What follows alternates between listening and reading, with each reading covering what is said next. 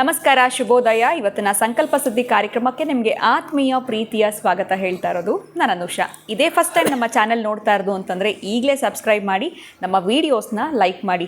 ಇನ್ನೂ ಕೂಡ ನೀವು ಅಕ್ಷಯ ವೃಕ್ಷನ ಬರ್ಮಾಡ್ಕೊಂಡಿಲ್ಲ ಅಂತಂದರೆ ಸ್ಕ್ರೀನ್ ಮೇಲೆ ಬರ್ತಿರುವಂಥ ನಂಬರ್ಸ್ಗೆ ಕಾಲ್ ಮಾಡಿ ಅಕ್ಷಯ ವೃಕ್ಷ ಬಗ್ಗೆ ಸಂಪೂರ್ಣವಾಗಿರುವಂಥ ಮಾಹಿತಿನ ಪಡೆದುಕೊಳ್ಬಹುದು. ಪ್ರೀತಿಯಿಂದ ಅಕ್ಷಯ ವೃಕ್ಷವನ್ನು ಬರ್ಮಾಡ್ಕೊಳ್ಬಹುದು. ಇನ್ನು ಕಾರ್ಯಕ್ರಮದಲ್ಲಿ ನಮಗೆ ವೇದ, ಶಾಸ್ತ್ರ, ಪುರಾಣ, ಪರಿಹಾರಗಳ ಬಗ್ಗೆ ತಿಳಿಸ್ಕೊಡೋದಕ್ಕೆ ಸ್ಪಿರಿಚುವಲ್ ಗುರು ಡಾಕ್ಟರ್ ವಿಷ್ಣುದತ್ತ ಗುರುಜಿಯವರಿದ್ದಾರೆ. ಗುರುಗಳನ್ನ ಇವತ್ತಿನ ಕಾರ್ಯಕ್ರಮಕ್ಕೆ ಬರ್ಮಾಡ್ಕೊಳ್ಳೋಣ. ನಮಸ್ತೆ ಗುರುಗಳೇ, ಕಾರ್ಯಕ್ರಮಕ್ಕೆ ಭಕ್ತಿಯ ಸ್ವಾಗತ.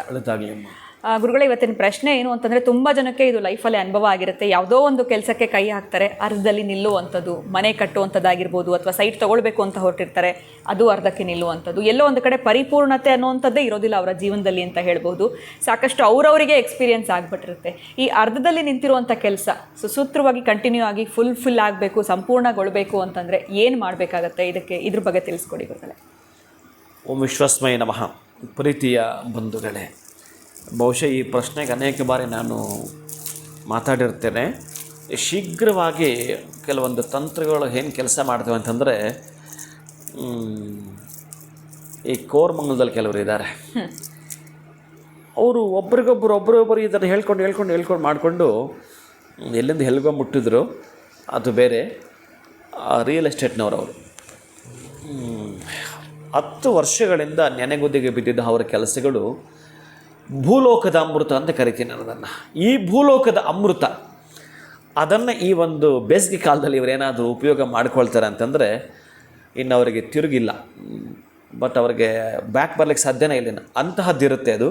ಇವ್ರದ್ದು ಯಾವುದೇ ಕೆಲಸಗಳು ಅರ್ಧಂಬರ್ಧಕ್ಕೆ ನಿಂತು ಹೋಗಿದ್ದರೆ ಅಂತಹ ಕೆಲಸಗಳಲ್ಲಿ ವಿಜಯದ ಪತಾಕೆಯನ್ನು ನೀವು ಆರಿಸಲೇಬೇಕು ಅನ್ನೋದಾದರೆ, ನಮಗೆ ವಾಸ್ತು ಕೈ ಹಿಡಿದಿಲ್ಲ, ಜ್ಯೋತಿಷ್ಯ ಜಾತಕ ಕೈ ಹಿಡಿದಿಲ್ಲ, ಮನೆ ದೇವರು ಕೈ ಹಿಡಿದಿಲ್ಲ, ಒಟ್ಟಾರೆ ಇಷ್ಟ ದೇವರು ಕೈ ಹಿಡಿಲಿಲ್ಲ, ಏನಾಗಿದೆಯೋ ಹೇಳೋ, ಎಂತಹ ಪ್ರಾರಬ್ಧ ಕರ್ಮಕ್ಕೆ ನಾನು ಸಿಲುಕಾಕ್ಕೊಂಡಿದ್ದೀನೋ ಗೊತ್ತಿಲ್ಲ ಅನ್ನೋಂಥವ್ರಿಗೆ ಈ ಭೂಲೋಕದ ಅಮೃತವೇ ಸರ್ವ ವಿಧದಲ್ಲೂ ಕೂಡ ನಿಮ್ಮನ್ನು ರಕ್ಷಣೆ ಮಾಡುವಂಥದ್ದು, ಸರ್ವ ವಿಧದಲ್ಲೂ ಕೂಡ ರಕ್ಷಣೆ ಮಾಡ್ತಕ್ಕಂತಹದ್ದು. ನವಧಾನ್ಯ ಪಾಕೆಟನ್ನು ಖರೀದಿ ಮಾಡ್ತಾ ಮಿಕ್ಸ್ ಮಾಡ್ಕೋಬೇಕು. ಎಲ್ಲವನ್ನು ಕೂಡ ಓಪನ್ ಮಾಡಿ ಮಿಕ್ಸ್ ಮಾಡ್ಕೊಳ್ತೀರಿ. ಒಂದು ತಟ್ಟೆಯಲ್ಲಿ ಹಾಕ್ಕೊಂಡು 1 ಲೀಟ್ರಷ್ಟು ಮಜ್ಜಿಗೆ, ಇದೇ ಭೂಲೋಕದ ಅಮೃತ. ಆ 1 ಲೀಟ್ರ್ ಮಜ್ಜಿಗೆಗೆ ಇವರು 9 ಬಾರಿ ಇಳಿ ತೆಗೆದುಬಿಟ್ಟು ಏನೇನು ಆ ನವಧಾನ್ಯಗಳನ್ನು ಕರೆಕ್ಟಾಗಿ ಇದಕ್ಕೆ ಹಾಕಬೇಕು. ಇಳಿ ತೆಗೆಯೋದು ಹಾಕೋದು ಇದನ್ನು ಯಾರೂ ನೋಡಬಾರ್ದು ಅಷ್ಟೇ. ಅವರ ಮನೆಯ ಸದಸ್ಯರು ಕೂಡ ನೋಡೋ ಹಾಗಿಲ್ಲ. ಅಂದರೆ ಅದರ ರೂಮ್ನಲ್ಲಿ ಮಾಡಿ ಎಲ್ಲಾದರೂ ಒಂದು ಕಡೆ ನಿರ್ಜನ ಪ್ರದೇಶದಲ್ಲಿ ಮಾಡ್ಕೋಬೋದು, ಅಥವಾ ಒಂದು ರೂಮಲ್ಲಿ ಕುಳಿತುಕೊಂಡು ಮಾಡ್ಕೋಬೋದು. ಒಟ್ಟಾರೆ ಮಜ್ಜಿಗೆಗೆ ಒಂದು ಬೌಲ್ ಅಥವಾ ಒಂದು ಮಡಿಕೆ ಏನಾದರೂ ವ್ಯವಸ್ಥೆ ಮಾಡಿಕೊಂಡು ಇಳಿ ತೆಗೆದುಬಿಟ್ಟು ಅದಕ್ಕೆ ಹಾಕ್ಕೊಳ್ತಕ್ಕಂಥದ್ದು.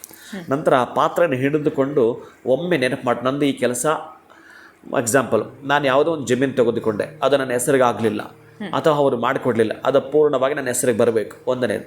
2ನೇದು, ನಾನು ಯಾವುದೋ ಮನೆ ಕಟ್ತಾ ಇದ್ದೀನಿ, ಅರ್ಧಕ್ಕೆ ನಿಂತಿದೆ, ಆ ಮನೆ ಪೂರ್ಣ ಆಗಬೇಕು. ಇನ್ನಿತರೆ ಯಾವುದಾದ್ರೂ ಸರಿಯೇ ಆ ಕೆಲಸವನ್ನು ತಿಳಿದುಕೊಂಡು ಇದ್ರ ಜೊತೆಗೆ ಮಾತಾಡಬೇಕು. ಅವರು ಆ ಮಜ್ಜಿಗೆಯನ್ನು, ಆ ನವಧಾನ್ಯಗಳು ಹಾಕಿರತಕ್ಕಂತಹ ಆ ಮಜ್ಜಿಗೆಯ ಪಾತ್ರೆಯೊಂದಿಗೆ ಇವರು ಮಾತನಾಡುವಂಥದ್ದು. ಮಾತನಾಡಿದ ಆದಮೇಲೆ ಕಣ್ಣಿಗೆ ಹೊತ್ತುಕೊಳ್ತಾ ಅಲ್ಲಿಟ್ಟುಬಿಡ್ತಾರೆ. ಅಲ್ಲಿಟ್ಟುಬಿಟ್ಟು 4 ವಿಳೆದೆಲೆ, 4 ಅಂದರೆ ಪೂರ್ವ, ಪಶ್ಚಿಮ, ಉತ್ತರ, ದಕ್ಷಿಣ ಇಟ್ಟುಬಿಟ್ಟು ಕರ್ಪೂರವನ್ನು ಹಚ್ಚಿಬಿಟ್ಟು ಮಧ್ಯದಲ್ಲಿ ಆ ಪಾತ್ರೆ ಇರಬೇಕು. ಆ 4 ಕಡೆ ಕರ್ಪೂರವನ್ನು ಹಚ್ಚಿಬಿಟ್ಟು ಮತ್ತೆ ಆ ಮಜ್ಜಿಗೆಯನ್ನು ನೋಡಿಕೊಳ್ತಾ ಒಮ್ಮೆ ಇವರು ಇಷ್ಟ ದೇವರನ್ನು ಅಥವಾ ಮನೆ ದೇವರನ್ನು ಕುರಿತು ಪ್ರಾರ್ಥನೆ ಮಾಡಬೇಕು. ಆ ಮನೆ ದೇವರು ಕೆಲವರು ಕನ್ಫ್ಯೂಸ್ ಇರುತ್ತೆ, ಅದು ಮಾಡೋಕ್ಕೆ ಬರಲ್ಲ ಅಂದಾಗ ನಮ ಸೂರ್ಯಾಯ ಚಂದ್ರಾಯ ಮಂಗಳಾಯ ಬುಧಾಯ ಚ ಗುರು ಶುಕ್ರ ಶನಿಭ್ಯಶ್ಚ ರಾಹವೇ ಕೇತುವೆ ನಮಃ ಮಂತ್ರನ ಹೇಳ್ಕೊಳ್ತೀರಿ. ಅಥವಾ ಸ್ತೋತ್ರ ಬರುತ್ತೆ ಅಂತಂದರೆ ಆಮೇಲೆ ಆ ಸ್ತೋತ್ರ ನೀವು ಹೇಳಿ ಕೇತುದ ಎಂಡಿಂಗ್ ಆಗೋ ಒಳಗಡೆ ಇದು ಉರಿತಾನೆ ಇರಬೇಕು. ಚೆನ್ನಾಗಿ ನೆನಪಿಟ್ಕೊಳ್ಳಿ. ಮತ್ತು ಬೇಕಾದ್ರೆ ಕರ್ಪೂರ ಹಾಕ್ಕೊಳ್ಳಿ.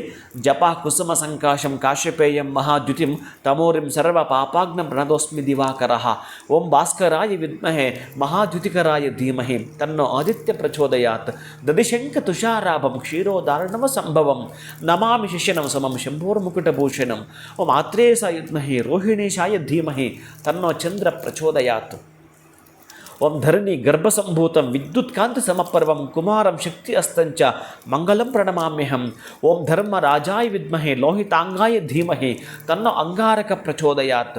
ಓಂ ಪ್ರಿಯಂಗು ಕಲಿಕಾ ಶ್ಯಾಮಂ ರೂಪೇಣ ಪ್ರತಿಮಾಂಬುದಂ ಸೌಮ್ಯಂ ಸೌಮ್ಯ ಗುಣೋಪೇತಂ ತಂಪದಂ ಪ್ರಣಮಾಮ್ಯಹಂ. ರೋಹಿಣೀಶಾಯ ವಿದ್ಮಹೆ ಪೀತವರ್ಣಾಯ ಧೀಮಹಿ ತನ್ನೋ ಬುಧ ಪ್ರಚೋದಯಾತ್. ದೇವಾನಾಂಚ ಋಷೀನಾಂಚ ಗುರುಂ ಕಾಂಚನ ಸನ್ನಿಭಂ ಬುದ್ಧಿಭೂತಂ ತ್ರಿಲೋಕೇಶಂ ತಂ ನಮಾಮಿ ಬೃಹಸ್ಪತಿಂ. ಓಂ ಆಂಗೀರಸಾಯ ವಿದ್ಮಹೆ ಸುರಾಚಾರ್ಯಾಯ ಧೀಮಹಿ ತನ್ನೋ ಬೃಹಸ್ಪತಿ ಪ್ರಚೋದಯಾತ್. ಓಂ ಹಿಮಕುಂದ ಮೃಣಾಲಾಭಂ ದೈತ್ಯಾನಾಂ ಪರಮಂ ಗುರುಂ ಸರ್ವಶಾಸ್ತ್ರ ಪ್ರವಕ್ತಾರಂ ಭಾರ್ಗವಂ ಪ್ರಣಮಾಮ್ಯಃ. ಭಾರ್ಗವಾಯ ವಿದ್ಮಹೆ ದಿವ್ಯ ದರ್ಶನಾಯ ಧೀಮಹಿ ತನ್ನೋ ಶುಕ್ರ ಪ್ರಚೋದಯಾತ್. ಓಂ ನೀಲಾಂಜನ ಸಮಾಭಾಸಂ ರವಿಪುತ್ರಂ ಯಮಾಗ್ರಜಂ ಛಾಯಾ ಮಾರ್ತಾಂಡ ಸಂಭೂತಂ ತಂ ನಮಾಮಿ ಶನೇಶ್ಚರಂ. ಓಂ ಛಾಯಾತ್ಮಜಾಯ ವಿದ್ಮಹೆ ನೀಲವರ್ಣಾಯ ಧೀಮಹಿ ತನ್ನ ಸೌರಿ ಪ್ರಚೋದಯಾತ್. ಓಂ ಅರ್ಧಕಾಯಂ ಮಹಾವೀರ್ಯಂ ಚಂದ್ರಾದಿತ್ಯ ವಿಮರ್ದನಂ ಸಿಂಹಿಕಾ ಗರ್ಭಸಂಭೂತಂ ತಂ ರಾಹುಂ ಪ್ರಣಮಾಮ್ಯಹಂ. ಸಿಂಹಿಕೆಯಾಯ ವಿದ್ಮಹೆ ಮಹಾವಕ್ತ್ರಾಯ ಧೀಮಹಿ ತನ್ನೋ ರಾಹು ಪ್ರಚೋದಯಾತ್. ಓಂ ಫಲಾಶ ಪುಷ್ಪಸಂಕಾಶಂ ತಾರಕಾಗ್ರಹಮಸ್ತಕಂ ರೌದ್ರಂ ರೌದ್ರಾತ್ಮಕಂ ಘೋರಂ ತಂ ಕೇತುಂ ಪ್ರಣಮಾಮ್ಯಹಂ. ಚಿತ್ರಾಂಗಾಯ ವಿದ್ಮಹೆ ಧೂಮ್ರವರ್ಣಾಯ ಧೀಮಹಿ ತನ್ನೋ ಕೇತು ಪ್ರಚೋದಯಾತ್. ನನಗೆ ಕೋಲ್ಡ್ ಆಗಿದೆ, ಈ ಮಂತ್ರವನ್ನು ನಾನು ಸರಾಗವಾಗಿ ಹೇಳಿದೆ, ನೀವು ನಿಧಾನಕ್ಕೆ ಕೇಳಿ ಪರವಾಗಿಲ್ಲ. ಈ ಮಂತ್ರವನ್ನು ಹೇಳಿ ನೀವು ಆ ಕರ್ಪೂರ ಈ ಮಂತ್ರ ಹೇಳೋ ತನಕ ಹುರಿತಿರಬೇಕು. ಆ ನಂತರ ಮುಟ್ಟಿ ನಮಸ್ಕಾರ ಮಾಡಿಕೊಳ್ತಾ ಎಲ್ಲಾದರೂ ಒಂದು ಮರದ ಬುಡದ ಹತ್ರ ಇಟ್ಟು ಬಂದುಬಿಡ್ತೀರಿ. ಮೇಲಿನ ಹಾಗೆ ನೀವು ಗುಳಿ ಹಾಗೆದು ಮತ್ತು ಏನೂ ಇರೋದೆಲ್ಲ ಹಿಟ್ಟು ಬರ್ತೀರಿ. ಯಾವ ಯಾವ ಪ್ರಾಣಿ ಪಕ್ಷದನ್ನು ತಿಂದು ಹೋಗುತ್ತೋ ಗೊತ್ತಿಲ್ಲ, ಇಷ್ಟನ್ನು ಮಾಡ್ತೀರಿ. ಇಲ್ಲಿಂದ ಆಚೆಗೆ ಬೇಸಿಗೆ ಕಾಲ, ನೀವು ಮಜ್ಜಿಗೆ ತಿನ್ನಲ್ಲ ಅನ್ನೋರು ತಿನ್ನಲೇಬೇಕು, ನೆನಪಿಟ್ಕೊಳ್ಳಿ. 30 ದಿನಗಳ ಪರ್ಯಂತ, ಅಂದರೆ 30 ದಿನಗಳ ಮೇಲ್ಪಟ್ಟು ಎಷ್ಟು ದಿನ ಆದರೂ ಮಾಡ್ಕೊಳ್ಳಿ, ತೊಂದರೆ ಇಲ್ಲ. ನೀವು ಮಧ್ಯಾಹ್ನ ಸಂಜೆ ಒಳಗಡೆ ಯಾರಾದರೂ ಒಬ್ಬರಿಗೆ ಮಜ್ಜಿಗೆ ಕೊಟ್ಟಿರಬೇಕು. ನೀವು 30 ದಿನ ಪರ್ಯಂತ ಮೊಸರು ಅಥವಾ ಮಜ್ಜಿಗೆನ ಕೊಡಲೇಬೇಕು. ನಿಮ್ಮ ಮಿತ್ರರು ಮಜ್ಜಿಗೆ ಕುಡಿಲಿಕ್ಕೆ ಕೊಡಬೇಕು, ಎಲ್ಲೋ ಹೊರಗಡೆ ಹೋದಾಗ. ಈ ರೀತಿ 30 ದಿನಗಳು ನೀವು ಮಜ್ಜಿಗೆನ ಸ್ವೀಕಾರ ಮಾಡಬೇಕು.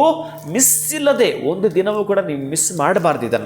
ಇದನ್ನು ಕೊಡ್ತಾ ಬರೋದು. ಆ 30 ದಿನಗಳ ಪರೀಕ್ಷೆ ಮಾಡಿ ನಿಮ್ಮ ಅರ್ಧಕ್ಕೆ ನಿಂತಿರೋ ಕೆಲಸ ಪಟ ಪಟ ಎದ್ದು ನೀವು ಮಾಡ್ಕೊಳ್ತೀರಿ. ಅಷ್ಟು ಚೆನ್ನಾಗಾಗತ್ತೆ. ಈ ಒಂದು ರೆಮಿಡಿನೇ ನಿಮ್ಮನ್ನು ಎಷ್ಟೋ ವರ್ಷಗಳಿಂದ ಇದ್ದದ್ದು ಚಮತ್ಕಾರ ರೀತಿಯಲ್ಲಿ ಕೆಲಸ ಮಾಡುತ್ತಲ್ಲ, ಅದು ನಿಮಗೆ ಅನುಭವ ಆಗ್ತಕ್ಕಂತಹದ್ದು. ನಿಮಗೆ ಆದಾಗ ಇದು ಮತ್ತೆ ನೀವು ಹೇಳ್ಕೊಳ್ಳಿ. ಅಷ್ಟು ಜನಕ್ಕೆ ಆಗಬೇಕಂದ್ರೆ ಇನ್ನೊಬ್ಬರಿಂದ ಮತ್ತೊಬ್ಬರಿಗೆ ಇನ್ನೊಬ್ಬರಿಗೆ ಒಟ್ಟಾರೆ ಅವ್ರ ಕೆಲಸ ನಿಂತಿರೋದು ಆದಾಗ ಅವ್ರಿಗಾಗ ಖುಷಿನೇ ಬೇರೆ. ಅಂತಹದ್ದೆಲ್ಲ ಇರುತ್ತೆ.